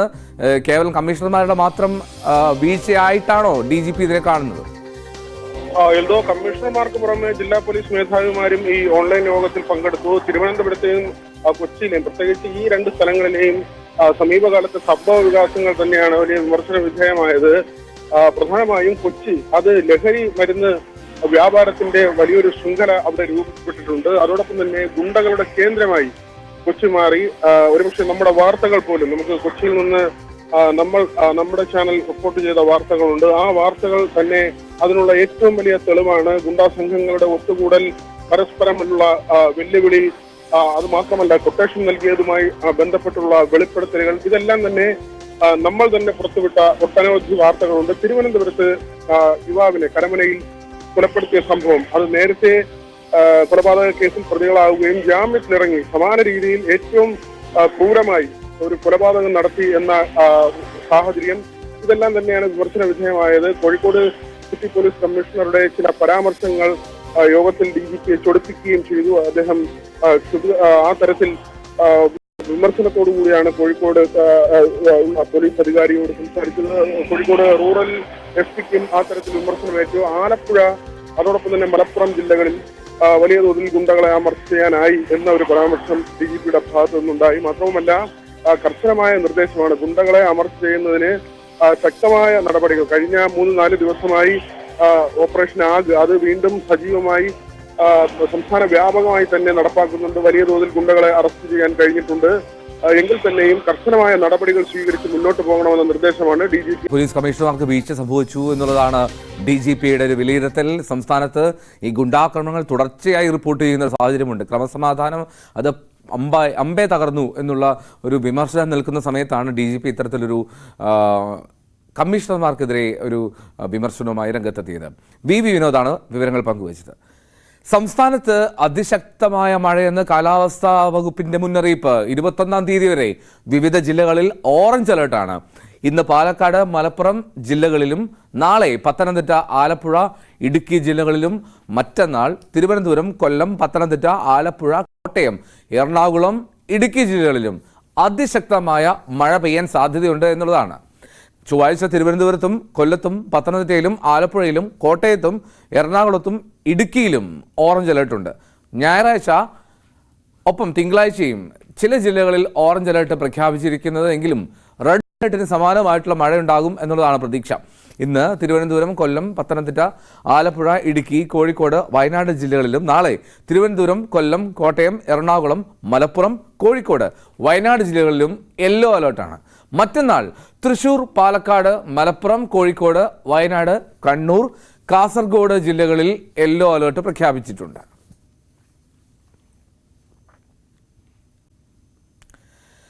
കടുത്ത പ്രതിസന്ധിയിലൂടെയാണ് മത്സ്യബന്ധന മേഖല കടന്നുപോകുന്നത് എന്നും സർക്കാർ സഹായമൊന്നും ലഭിക്കുന്നില്ല എന്നും പരാതി ഉന്നയിക്കുകയാണ് ഈ മേഖലയിൽ ജോലി ചെയ്യുന്നവർ, തൊഴിലെടുക്കുന്നവർ. ഇന്ധന സബ്സിഡി നൽകണമെന്നും ഭീമമായിട്ടുള്ള പിഴകൾ ചുമത്തുന്നത് ഒഴിവാക്കണമെന്നും ഇവർ പ്രധാനമായി ആവശ്യപ്പെടുന്നു. സംസ്ഥാനത്തിന് കോടിക്കണക്കിന് രൂപയുടെ വിദേശ നാണ്യം നേടിക്കൊടുക്കുന്ന മത്സ്യബന്ധന മേഖലയെ സർക്കാർ പരിഗണിക്കുന്നേയില്ലെന്ന പരാതിയാണ് ഈ മേഖലയിലുള്ളവർക്ക്. ഇന്ധന സബ്സിഡി പോലും ഇല്ലാതായതോടെ പ്രതിസന്ധിയിലാണ് മത്സ്യബന്ധന മേഖല. ഇതിനു പുറമെ ഫിഷറീസ് വകുപ്പ് കടലിൽ അനാവശ്യ പരിശോധനയും ഭീമമായ പിഴ ചുമത്തുകയും ചെയ്യുന്നുവെന്നും ഇവർ ആക്ഷേപം ഉന്നയിക്കുന്നു. ഫിഷിംഗ് റെഗുലേഷൻ ആക്ട് ഭേദഗതിയുടെ പേരിൽ ലക്ഷങ്ങളും പതിനായിരങ്ങളും പിഴ ചുമത്തുന്നത് ബോട്ടുടമകൾക്ക് ഭാരിച്ച സാമ്പത്തിക ബാധ്യതയാണ് വരുത്തിവെക്കുന്നത്. 12 മുതൽ 15 വർഷം പഴക്കമുള്ള ബോട്ടുകളുടെ രജിസ്ട്രേഷൻ പുതുക്കി നൽകാത്തതും ഈ മേഖലയെ പ്രതിസന്ധിയാക്കുന്നുണ്ട്. നമ്മളെ ഈ ഫിഷിംഗ് മേഖലയിൽ കടലിൽ പോകുന്ന ബോട്ടുകൾക്ക് ഡീസലിക്ക് വിലക്കയറ്റം കൊണ്ട് കടലിൽ ഇറക്കാൻ പറ്റാത്ത സാഹചര്യം. കാരണം 500-600 ബോട്ടുള്ള സ്ഥലത്ത് 50 ബോട്ട് 25 ബോട്ടുകൾ കടലിൽ ഇറങ്ങുള്ളൂ. കേരളത്തിൽ തന്നെ മറ്റേ മത്സ്യമേഖലയിൽ സർക്കാരിന് കോടികൾ കയറ്റുമതിയിലൂടെ വരുമാന മാർഗം ഉണ്ടാക്കി കൊടുക്കുന്നൊരു മേഖലയാണ് ഫിഷിംഗ് മേഖല. ഈ മേഖല ഇന്ന് തകർന്നുകൊണ്ടിരിക്കുകയാണ്. കാരണം വർദ്ധിച്ചു വരുന്ന ഡീസലിൻ്റെ വിലക്കയറ്റം. മറ്റു സംസ്ഥാനങ്ങളിൽ സബ്സിഡി ഉണ്ട്. കർണാടക, തമിഴ്നാട്, ഗുജറാത്ത് എല്ലാ സ്ഥലങ്ങളിലും സബ്സിഡി ഉണ്ട്. ഞങ്ങൾക്ക് സബ്സിഡി തരുന്നില്ല. രണ്ടാമെന്ന് പറഞ്ഞാൽ ഈ ചെറിയ ബോട്ടുകൾക്കെല്ലാം മറ്റേ ലൈസൻസ് പുതുക്കി കൊടുക്കാനില്ല. 12 കൊല്ലം കഴിഞ്ഞ ബോട്ട് പൊളിക്കാൻ പറഞ്ഞു. 12 കൊല്ലം കഴിഞ്ഞ് മരബോട്ട് പൊളിക്കാൻ, അതുപോലെ തന്നെ 15 കൊല്ലം കഴിഞ്ഞ് ഇരുമ്പോട്ട് പൊളിക്കാൻ പറയാണ്ട്. അപ്പോൾ ഈ പൊളിക്കാൻ പറഞ്ഞതെന്ന് പറഞ്ഞാൽ 45 കൊല്ലം കഴിഞ്ഞ ബോട്ട് ഇവിടെ ഓടുമ്പോഴാണ്, 50 കൊല്ലം 45 കൊല്ലം കഴിഞ്ഞ ബോട്ടുകൾ ഇവിടെ ഓടുമ്പോഴാണ് പറഞ്ഞാൽ 12 കൊല്ലം കഴിഞ്ഞ ബോട്ട് പൊളിക്കാൻ. ഇപ്പോൾ സർക്കാർ തന്നെ ഹൈടെക് ബോട്ട് എന്നിട്ട് 1.5 കോടി രൂപേൻ്റെ ബോട്ട് ഇറക്കി കൊടുത്തത്. എന്താണ് അതിൻ്റെ അവസ്ഥ? ശരിക്കും പണിക്ക് പോകാൻ പറ്റില്ല. സാധാരണക്കാരെ പണിക്ക് വിടാനും സമ്മതിക്കണില്ല, പണിയെടുക്കാനും സമ്മതിക്കണില്ല. അവരുണ്ടാക്കി കൊടുക്കുന്ന ബോട്ട് പണിക്കും പോകാത്ത സാഹചര്യമാണ്. പ്രതിസന്ധി ഘട്ടങ്ങളിൽ പോലീസ് വേണ്ടത്ര സഹായം തരുന്നില്ലെന്നും ഇവർക്ക് ആക്ഷേപമുണ്ട്. ഇവിടെ ലക്ഷക്കണക്കിന് ജനങ്ങളാണ് ഇവിടുത്തെ തൊഴിൽ മേഖലയിൽ ജീവിച്ചുകൊണ്ടിരിക്കുന്നത്. പക്ഷെ ഞങ്ങൾ മീൻ കൊടുന്നെങ്കിലാണല്ലോ അവർക്ക് തൊഴിലുണ്ടാവുള്ളൂ. അപ്പം ഞങ്ങളെ കൊണ്ട് ജോലി ചെയ്യാനും ഇവർ അനുവദിക്കില്ല. ഞങ്ങൾ കരായ ഭാഗത്ത് മീൻ പിടിക്കാൻ പോയാൽ പറയും മേലേക്ക് പോകണം, മേലെ ഭാഗത്ത് മീൻ പിടിക്കാൻ പോയാൽ പറഞ്ഞപ്പോൾ കപ്പൽ മാതിരിയുള്ള ബുദ്ധിമുട്ടിക്കില്ല. അപ്പോൾ ഈ ചെറു മത്സ്യങ്ങൾക്ക് ഞങ്ങൾ പിടിക്കണമെങ്കിൽ അത് കരഭാഗത്തിലെ നിങ്ങൾക്ക് ജോലി ചെയ്യാൻ പറ്റില്ല. അത് ഇവരെ ഞങ്ങൾ അനുവദിക്കില്ല. ഇവർ വന്ന് ഇവരെ ഇഷ്ടത്തിന് പിടിക്കുക, ഇവരെ ഇഷ്ടത്തിനുള്ള പൈസകളാണ് ഞങ്ങളുടെ പേരിൽ ഈടാക്കണത്. 2 ലക്ഷം, 1.5 ലക്ഷം, 90,000 ഇതെല്ലാം ഇതിന് കണക്കൊന്നുമില്ല. അവർക്ക് തോന്നി. എന്നിട്ട് ആ മീനെല്ലാം ഒരു ലേലം ചെയ്ത് എടുക്കണേന്. അപ്പം എന്നിട്ട് ഇത്രയും വലിയൊരു പ്രതിസന്ധി ഘട്ടത്തിലാണ്. പക്ഷെ ഇവരെ കൊണ്ട് ഞങ്ങൾക്ക് ഒരു ഉപകാരമില്ല. ഇവിടെ മറിയം പോലീസിനെ വെച്ചിട്ടുള്ളത് ഞങ്ങൾക്ക് അപകടങ്ങൾ സംഭവിച്ചാൽ വന്ന് രക്ഷപ്പെടുത്താനാണ്. അവരെ കൊണ്ട് ഒരു ഉപകാരമില്ല. ഇപ്പം ഇവിടെ നടന്ന സംഭവങ്ങൾ കംപ്ലീറ്റ് ഇവിടുത്തെ പാവപ്പെട്ട മത്സ്യത്തൊഴിലാളികളായ ഞങ്ങളെ സഹോദരങ്ങൾ പോയിട്ടാണ്. അവർ ഒരു പ്രയോജനമില്ല. അവർ വന്ന് വളരെ സ്ലോവിൽ വന്നിട്ട് ഇങ്ങനെ അവരും നോക്കി നിന്നിട്ട് പോകും. പ്രതിസന്ധികൾക്കെല്ലാം സർക്കാർ മനസ്സുവെച്ചാൽ പരിഹാരമുണ്ടാകും. സർക്കാർ അനുഭാവപൂർവ്വം ആവശ്യങ്ങൾ പരിഗണിക്കണമെന്ന അഭ്യർത്ഥനയാണ് ഇവർക്കുള്ളത്. ന്യൂസ് 18 മലപ്പുറം. കുസാറ്റ് ദുരന്തത്തിൽ അന്വേഷണം ആവശ്യപ്പെട്ട കേസിൽ സർക്കാർ ഹൈക്കോടതിയിൽ ഉന്നത വിദ്യാഭ്യാസ വകുപ്പിന്റെ പുതിയ ഉത്തരവ് സമർപ്പിച്ചു.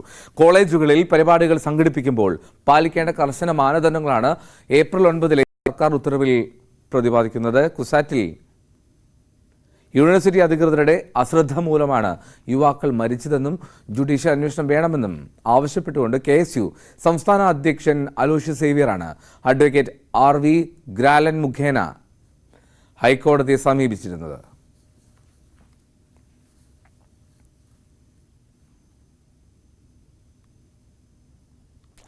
ഇനി രസകരമായിട്ടുള്ള സന്തോഷം നൽകുന്ന ഒരു വാർത്തയിലേക്ക് പോവുകയാണ്. 70 കഴിഞ്ഞവരുടെ ക്രിക്കറ്റ് ടീമിൽ ക്യാപ്റ്റനായ ഒരു പാലക്കാട്ടുകാരൻ.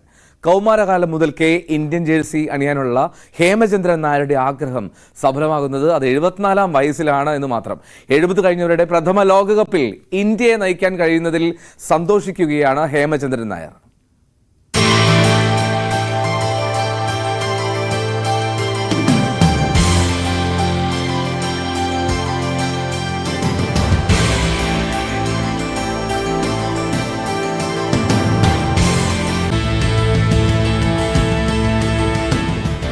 സ്റ്റാർട്ടിങ് പറഞ്ഞാൽ ഈ 60+ വേൾഡ് കപ്പ് നടന്നു ഇവിടെ ചെന്നൈയിൽ 4-5 മാസം മുമ്പ്. അപ്പോൾ അതിൻ്റെ സെലക്ഷന് വേണ്ടിയിട്ട് എന്നെ ഇവിടുന്ന് വിളിച്ചിട്ടുണ്ടായിരുന്നു. ഞങ്ങൾ ഇവിടുന്ന് വേറെയും 2 പ്ലേയേഴ്സ് ഉണ്ടായിരുന്നു. ഞങ്ങളപ്പോൾ അവിടെ പോയിട്ട് സെലക്ഷന് 3 മാച്ച് അവിടെ പങ്കെടുത്തതാണ്. അവിടെ വിക്കറ്റ് എടുത്തു, റൺസ് സ്കോർ ചെയ്തു, അതൊക്കെ നടന്നു. അത് കഴിഞ്ഞ ശേഷം പിന്നെ അവർ ജാംഷഡ്പൂരിൽ എന്നെ വിളിച്ചു. ജംഷഡ്പൂരിൽ വിളിച്ച അഗെയിൻ സെക്കൻഡ് സ്റ്റേജ് സെലക്ഷന് അവിടെയും പോയി കളിച്ചു, പെർഫോമൊക്കെ ചെയ്ത് വിക്കറ്റ് കിട്ടി, റൺ ഉണ്ടാക്കി, അതെല്ലാം ചെയ്തു. പിന്നെ ടീം ഫോർമേഷൻ ആയ ശേഷം ടീം ലിസ്റ്റ് ഞാൻ കണ്ടപ്പോൾ എൻ്റെ പേര് അതിലില്ല. ഞാൻ വെച്ചു ഓക്കെ നമ്മൾ പോരായിരിക്കും, അത് 60+ ആയിരുന്നു. ഞാൻ മിണ്ടാണ്ടിരുന്നു, ചോദിക്കാനൊന്നും പോയില്ല. ഒരു മാസം കഴിഞ്ഞപ്പോഴാണ് എനിക്ക് ഒരു കോൾ വന്നത്. അവിടുന്ന് ഇങ്ങനെ UK നിന്ന് കോൾ വന്നു. ഈ വെറ്ററൻസ് ക്രിക്കറ്റ് ഓഫ് ഇന്ത്യ പറഞ്ഞ സംഭവമുണ്ട്. വെറ്ററൻസ് ക്രിക്കറ്റ് ഓഫ് ഇന്ത്യയും ഇന്റർനാഷണൽ മാസ്റ്റേഴ്സ് ക്രിക്കറ്റാണ് ഈ വേൾഡ് കപ്പ് നടത്തുന്നത്. അപ്പോൾ അവർ വിളിച്ച് പറയും, സാർ ഇങ്ങനെ 70+ വേൾഡ് കപ്പ് ഞങ്ങൾ നടത്താൻ പോകണം, സാറിനെ ഞങ്ങൾ ഇന്ത്യൻ ടീമിൽ വേണം.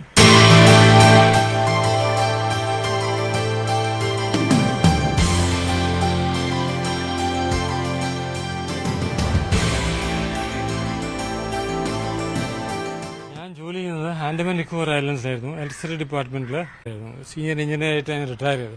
പക്ഷേ അവിടെ 38 കൊല്ലം ഉണ്ടായിരുന്നു. അവിടെ 38 കൊല്ലം ഞാൻ ക്രിക്കറ്റ് കളിച്ചു. 38 years ഹാവ് പ്ലേഡ് ക്രിക്കറ്റ്. അവിടെ ഫ്ലഡ് ലൈറ്റ് ക്രിക്കറ്റ് ചെയ്ത് അവിടെ ഡിപ്പാർട്ട്മെൻറ്റിന്, ക്ലബിന്, സ്റ്റേറ്റ് ടീമിന് ഒക്കെ അവിടെ ഞാൻ കളിച്ചതാണ്. ഇവിടെ വന്നപ്പോഴാണ് എനിക്ക് ഇവിടെ ആരും അറിയില്ല. അപ്പോൾ ഒരു സുപ്രഭാതത്തിൽ ഞാൻ വെറുതെ അങ്ങനെ ഡ്രൈവ് ചെയ്ത് വരുമായിരുന്നു. അപ്പോഴാണ് ഗ്രൗണ്ടിൽ ഒരു കോട്ടമൈതാനത്ത് മാച്ച് നടക്കണം, വൈറ്റ് ആൻഡ് വൈറ്റ് ഇട്ട്. ഞാൻ വെറുതെ ഉള്ളിൽ പോയിട്ട് ഒന്ന് കാണാൻ വേണ്ടി പോയതാണ്. അപ്പോഴാണ് ഈ ചന്ദ്രശേഖരൻ വരണം ഇവരൊക്കെ എന്നെ കണ്ടത്.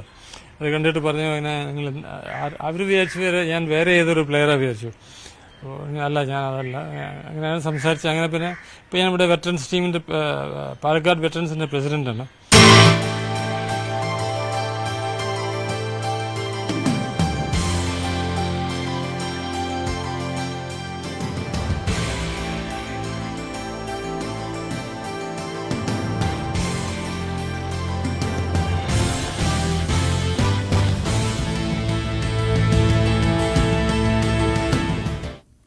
എന്താ എന്തായാലും ഹേമചന്ദ്രൻ നായർ കപ്പുമായി തിരികെ എത്തട്ടെ. എല്ലാ ആശംസയും, all wishes dear captain. Police ഗ്യാരണ്ടിയിൽ പഠനോപകരണങ്ങൾ വാങ്ങാൻ അവസരമൊരുങ്ങുകയാണ്. സ്കൂൾ തുറക്കലുമായി ബന്ധപ്പെട്ട് തിരുവനന്തപുരം എയർ ക്യാമ്പിലാണ് വൻ വിലക്കുറവിൽ പഠനോപകരണങ്ങളുടെ വിതരണം. സ്കൂൾ തുറക്കലിൻ്റെ സമയത്തേക്ക് പോവുകയാണ്. രക്ഷിതാക്കളെല്ലാം കുഞ്ഞുങ്ങൾക്ക് പഠനോപകരണങ്ങൾ വാങ്ങുന്നതിൻ്റെ തിരക്കിലായിരിക്കും. കേരള പോലീസിൻ്റെ ഗ്യാരണ്ടിയിൽ പഠനോപകരണങ്ങൾ, അങ്ങനെ ഒരു സ്ഥലമാണ് പരിചയപ്പെടുത്താൻ പോകുന്നത്. നമ്മളിപ്പോൾ ഉള്ളത് തിരുവനന്തപുരത്ത് നന്ദാവനം എയർ ക്യാമ്പിനുള്ളിലാണ്. ഇവിടെ തിരുവനന്തപുരം സിറ്റി പോലീസ് കൺസ്യൂമർ സഹകരണ സ്റ്റോർ, ആ സ്റ്റോറിൻ്റെ പ്രവർത്തനം നടക്കുന്നുണ്ട്. പൊതുജനങ്ങൾക്ക് ഇവിടെ വന്ന് സാധനങ്ങൾ, കുഞ്ഞുങ്ങൾക്കുള്ള ബുക്കും അതുപോലെ തന്നെ പഠനോപകരണങ്ങളെല്ലാം തന്നെ വളരെ വിലക്കുറവിൽ വാങ്ങാൻ കഴിയുന്ന ഒരു സാഹചര്യമുണ്ട് കേരള പോലീസ്. അപ്പോൾ അങ്ങനെ ഒരു കാര്യം കൂടി ചെയ്യുകയാണ്. തീർച്ചയായും നമ്മളിത് 2019 മുതലാണ് തുടങ്ങിയത്. ഏകദേശം 5 വർഷക്കാലം, 6ാമത്തെ വർഷമാണിത് നമ്മൾ തുടങ്ങിയിട്ട്.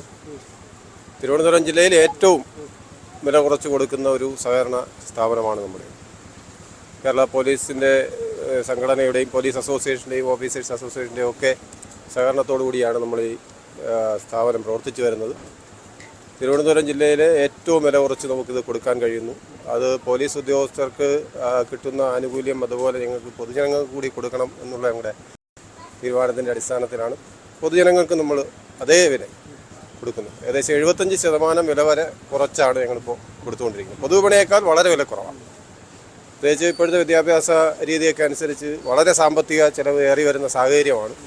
ആ സാഹചര്യത്തിൽ പരമാവധി വില കുറച്ച് വിദ്യാഭ്യാസ പഠനോപകരണങ്ങൾ വിതരണം ചെയ്യുക എന്നുള്ളതാണ് ഞങ്ങളുടെ സൊസൈറ്റിയുടെ ലക്ഷ്യം. അതിൻ്റെ ഭാഗമായാണ് ഞങ്ങൾ ഈ ഒരു ഏകദേശം എല്ലാ ബ്രാൻഡുകളുടെയും ബാഗുകൾ, നോട്ട്ബുക്കുകൾ, എല്ലാ സാധനങ്ങളും സ്കൂൾ വിപണിയിൽ കിട്ടാവുന്ന എല്ലാ സാധനങ്ങളും ബ്രാൻഡഡ് ആയിട്ടുള്ള സാധനങ്ങളാണ് ഞങ്ങളിവിടെ 50 മുതൽ 75% വില കുറച്ച് കൊടുത്തു വരുന്നത്. ഈ ജീവനും സ്വത്തിനും സംരക്ഷണം നൽകുന്ന സേനയാണ്. പലപ്പോഴും കയ്യടി കിട്ടാറുണ്ട്, പലപ്പോഴും വിമർശനം കിട്ടാറുണ്ട്. പക്ഷേ അതിനൊക്കെ അപ്പുറത്തേക്ക് ഒരു സാമൂഹ്യ പ്രതിബദ്ധത എന്ന് തന്നെ നമുക്ക് മനസ്സിലാക്കാൻ കഴിയുന്നൊരു കാര്യമാണ്. കാരണം കുട്ടികളുടെ പഠനത്തിന് കൂടി ഒരു സുരക്ഷിതത്വം, അത് തന്നെയാണ് ലക്ഷ്യം. തീർച്ചയായും പറഞ്ഞതുപോലെ പൊതു സമൂഹത്തിൽ നിന്ന് വിമർശനങ്ങളാണ് ഞങ്ങൾക്ക് സാധാരണ പോലീസിന് കിട്ടുന്നത്. കയ്യടി വളരെ കുറവായിരിക്കും. പക്ഷേ നമ്മൾ സാമൂഹിക പ്രതിബദ്ധത പ്രധാനപ്പെട്ട ഒരു ഘടകമാണ്. പ്രത്യേകിച്ച് വളർന്നു വരുന്ന തലമുറയ്ക്ക് എത്രത്തോളം നമുക്കത് ഗുണകരമായ രീതിയിൽ ചെയ്യാൻ കഴിയുമോ ആ രീതിയിൽ ഞങ്ങൾ പരമാവധി സാമൂഹിക പ്രതിബദ്ധത മുൻനിർത്തിക്കൊണ്ട് തന്നെയാണ് ഒരു സേവനമെന്ന നിലയിൽ കൂടി കണ്ടുകൊണ്ടാണ് ഈ പ്രവർത്തനങ്ങൾ നടത്തി വരുന്നത്. ചുരുക്കി പറഞ്ഞാൽ എന്തൊക്കെയാണ് പ്രധാനമായിട്ട് നമുക്ക് ഇവിടെ നിന്ന് കൊടുക്കാൻ കഴിയുന്നത്?